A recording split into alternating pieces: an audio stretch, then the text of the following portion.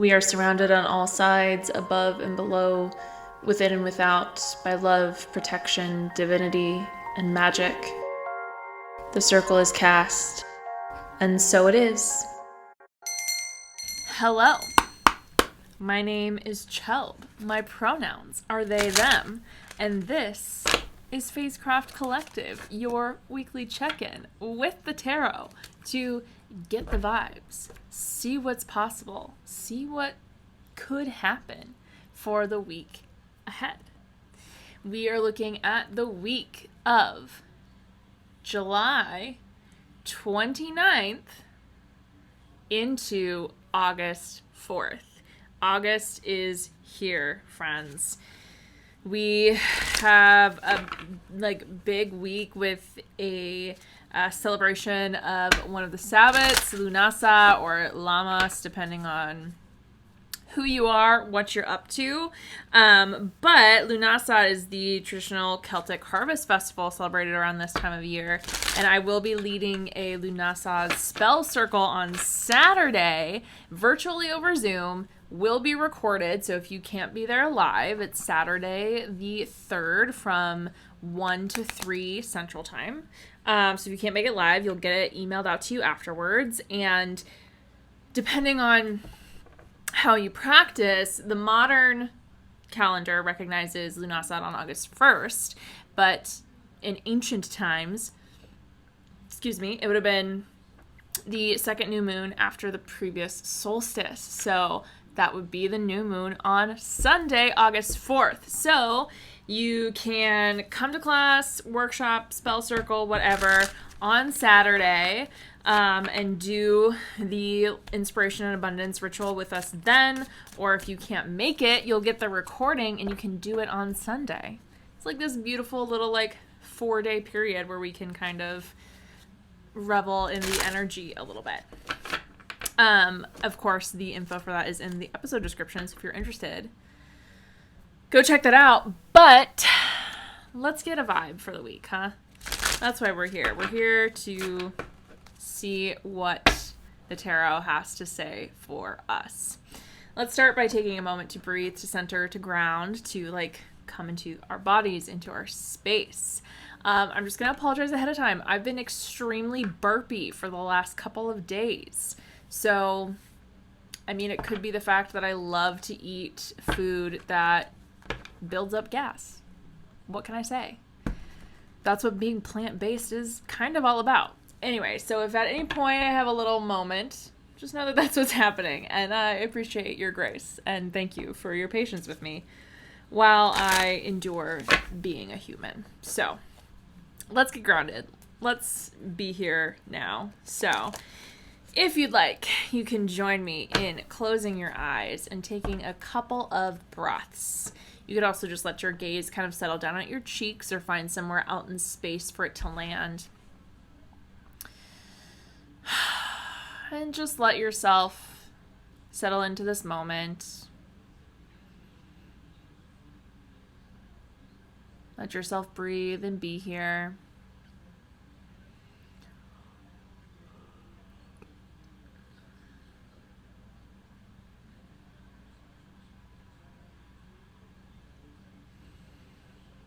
Feel your shoulders rising and falling. Your rib cage expanding and relaxing.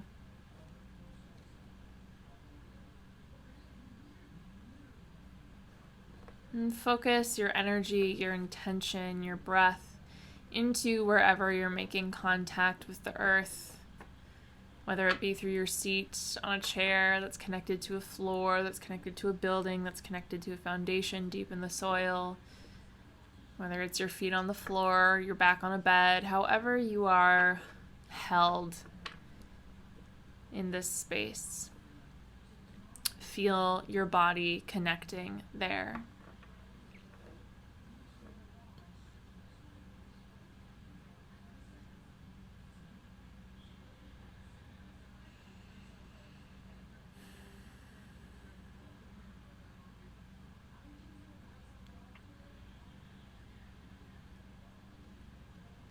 I'm going to call to the spirits and guardians of the elements here, and as I name them, I invite you to imagine a visual representation of their force, their essence, rising in a circle around you.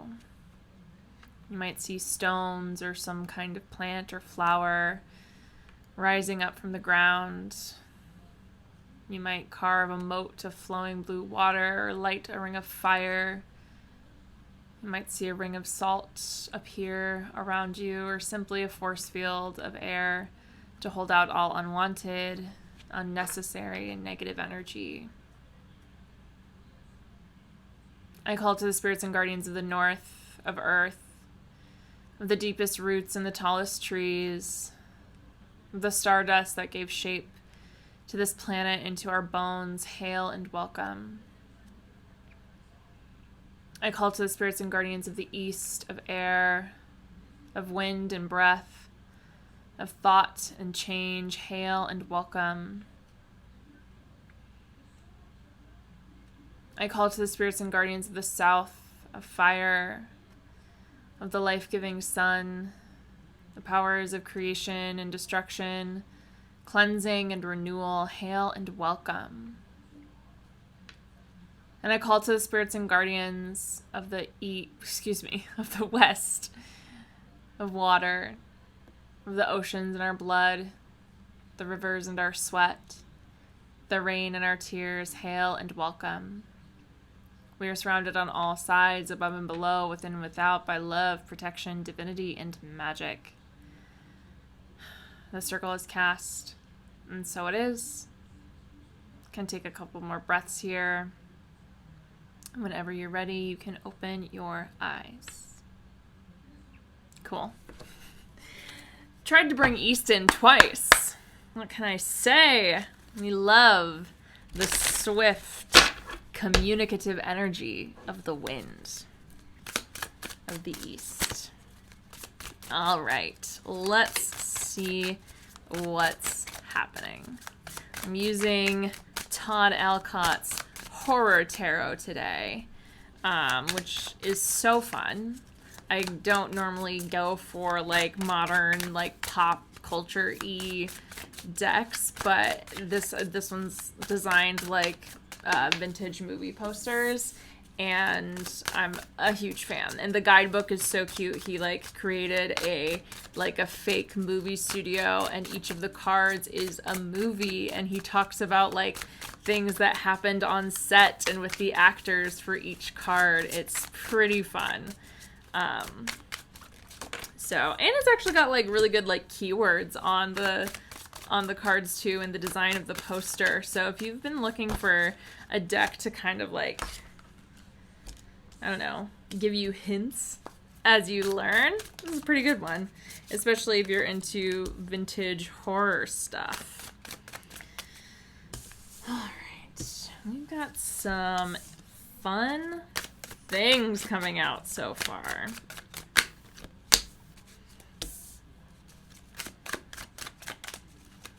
The Hierophant and the Queen of Swords were our first cards, and I love that combo. Whoa. We're talkative. We're talkative. It's happening.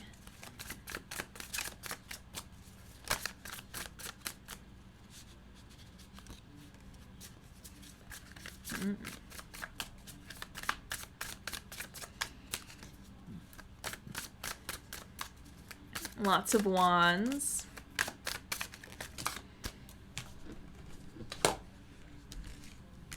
Lots of cups.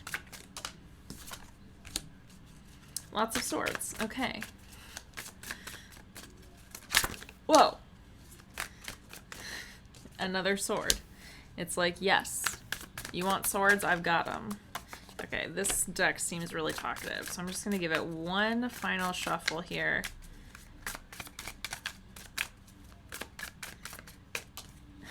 And that will be our last card, at least to start. If not, there's a lot of cards here, so this just might be, I might not do a second pull, because there's just a lot going on. Okay. Wow. So, yeah. The Hierophant Where's my camera? I have my phone the opposite way than I usually do to film. So the lens is on the opposite side. The Hierophant and the Queen of Swords. This combo is full of knowledge, power, wisdom. There's like endless possibility as far as seeking here. The Queen of Swords is usually like we see as someone who has gone through their initiations, their experiences, their trials and tribulations. They've been through the initiation that the Hierophant offers. They've been through that seeking, that learning, and now they're to this place where they are the ones that know, and they are the ones that can guide other seekers. And yet, no matter how much we know, we are never done learning, exploring, growing. Especially when it comes to the Hierophant as connection to divine wisdom, to ancestral wisdom. The Queen of Swords, yes, you have a handle on these things. And now what? And now how will you use your knowledge? How will you use the clarity of your mind and the sureness of your voice to become Hierophant for someone else? And at the same time, continue to explore and grow and connect to that wisdom. Stepping into a place of leader, of guide, rather than continuing to only be student, only be seeker. So what does that mean? That means there may be an opportunity to like step up and lead in a way that you never have before. If you are someone who enjoys guiding others but haven't felt confident enough in your, maybe not abilities, but in your charisma. Not that the Queen of Swords is usually all that charismatic. In fact, she can be a little blunt, a little direct, a little abrasive, depending on who you ask. But they also love fiercely. They protect fiercely. So how do you show that? By guiding others to the wisdom that you have recently found.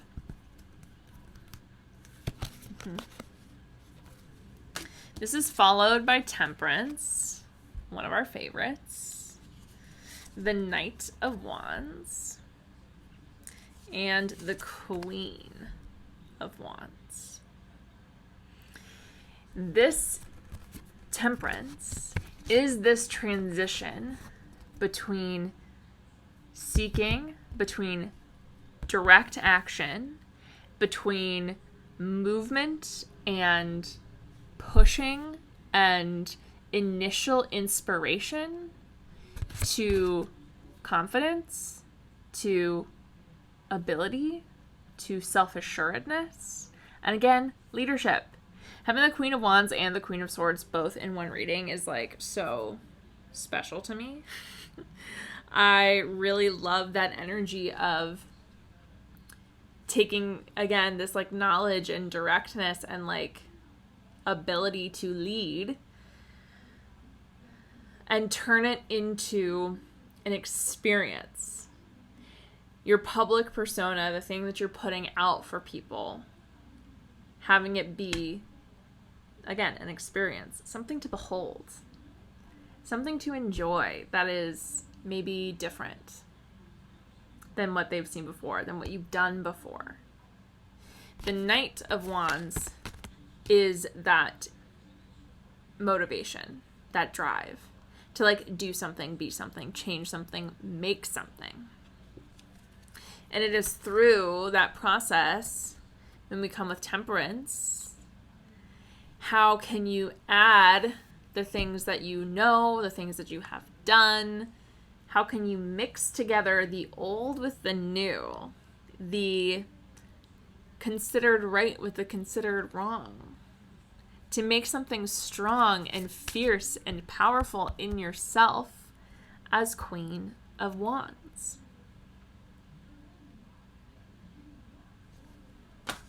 Two of Cups reversed, 10 of Cups, and 4 of Swords. The 2 of Cups and the, 9 of Swords, 4 of Swords is over here. 9 of Swords, so we'll talk about that first. Yeah, 9 of Swords and 2 of Cups, there's like this energy of feeling stuck and like really not being able to get yourself out of thought patterns, ruminations, negative self-talk. The 2 of Cups being this like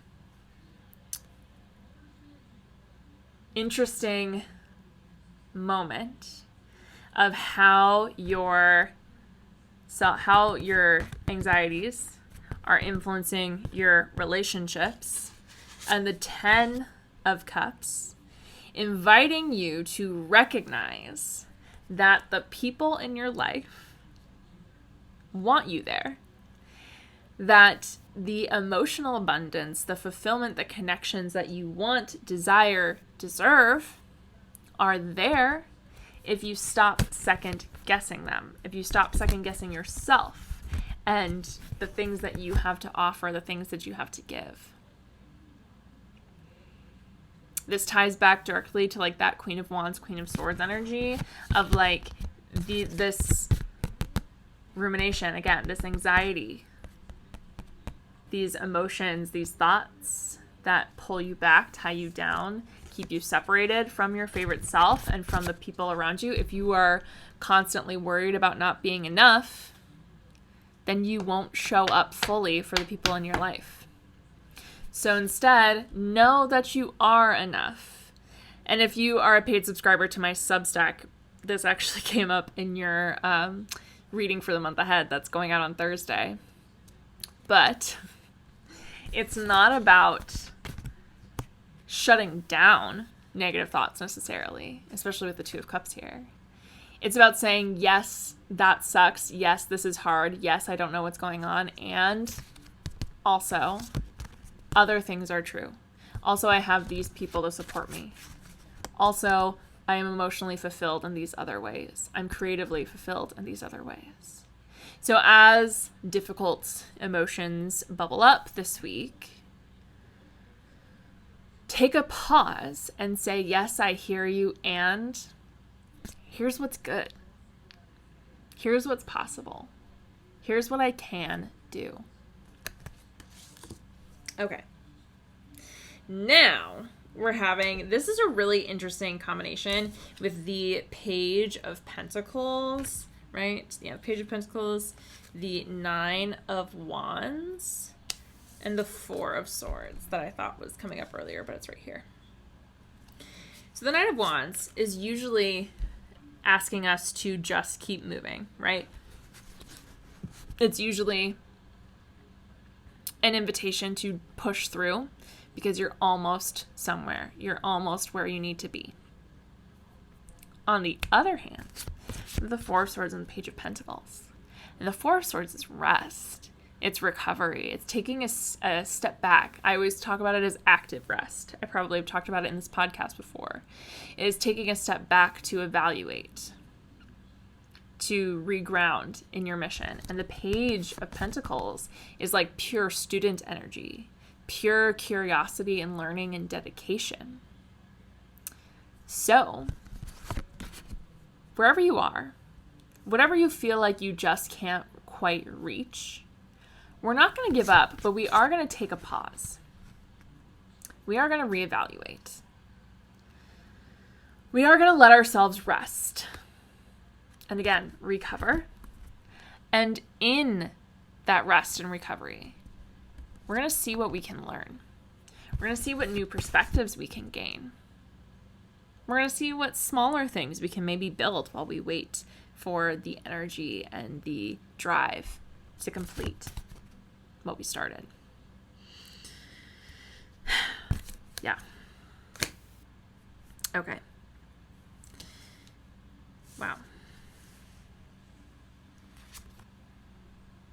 Page and King of Cups. And the Six of Swords. And then the last two cards are the Magician and the Hermit. But I'm going to start here. The King and Page of Cups both bring this like very curious, expansive energy. It is the youth and the elder of water. It is the open heart, open mind, the willingness to try new things and explore and learn and fail, and the result of doing so. Self-assuredness, back to the Queen of Wands and the Queen of Swords, but in a slightly different way.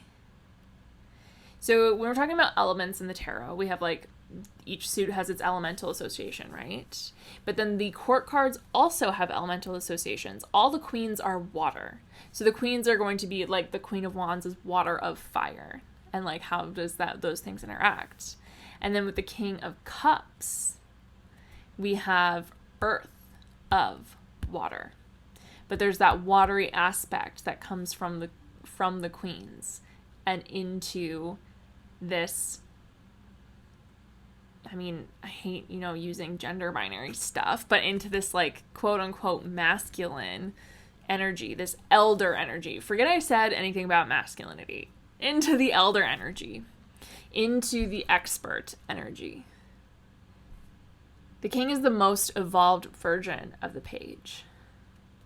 The king is curious, but sure in their knowledge. Open, yet willing to stand up for themselves and the people they care about. They'll move forward. They'll invite others in. They'll be creative in their approach, but it's not from a like more naive, uncertain place of the page. It's not from not knowing. It's from wanting to see other perspectives and wanting to see other ways of doing it. So what does that all have to do with the Six of Swords? Well, the Six of Swords is a departure. It is moving away from something.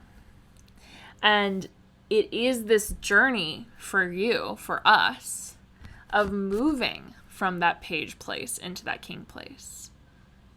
Seems like we might be skipping a couple of levels. We're moving past the knight, past the queen, right into the king.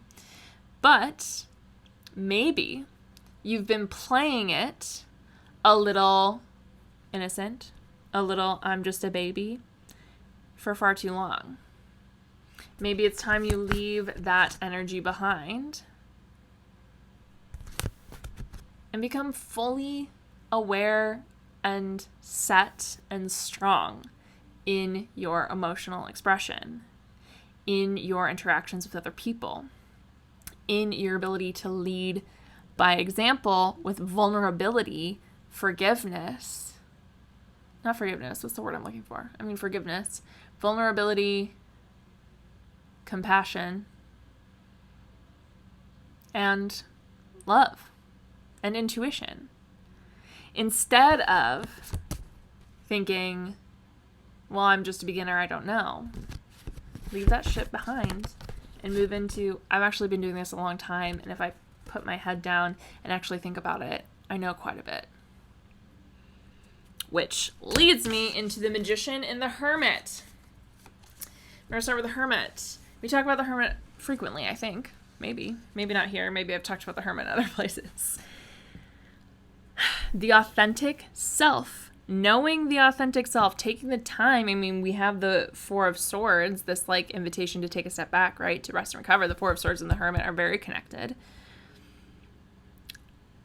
Taking the time to get to know ourselves inside and out. Dark and light. So that we can then bring in the most authentic connections possible. So that the Magician, we can start to move forward even if we don't know everything, because we know that it is in service to our authenticity, to our truth. Know yourself so that you can create the life you want. so that you can take the steps, so you can make the moves that get you to where you want to be. Without knowing what you want, how can you possibly actually succeed with goals, with life? I mean, you can still succeed in life. What is success?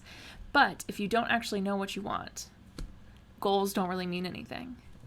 Efforts don't really go anywhere because they don't feel aligned, and you don't know what feeling aligned feels like. So, what are we doing this week? We're being authentic to ourselves. We're being kind to our negative emotions and not pushing them away, but reminding them that yes, even with all the bullshit, there's also good. There's also light. We're learning to let go of the idea that we don't know enough and step into the reality that we know everything we need. We're connecting with our authenticity, and we're taking steps and movements into the future that we want. So, that's what we've got, friends. What a week. Lots of energy happening in space. So, let's go ahead and close our circle, and then we'll talk about a couple updates, even though we kind of already did. But you can join me once again in closing your eyes if it feels safe and good to do so, or just let your gaze soften and settle somewhere out in space or down at your cheeks.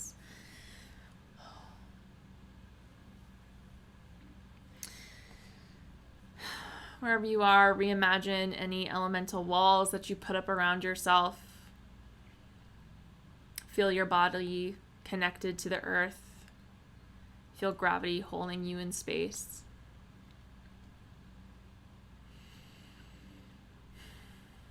As I release the elements with my voice, imagine the walls that you put up sinking back into the earth, extinguishing or ebbing out away into the ether, opening the circle and releasing the energy.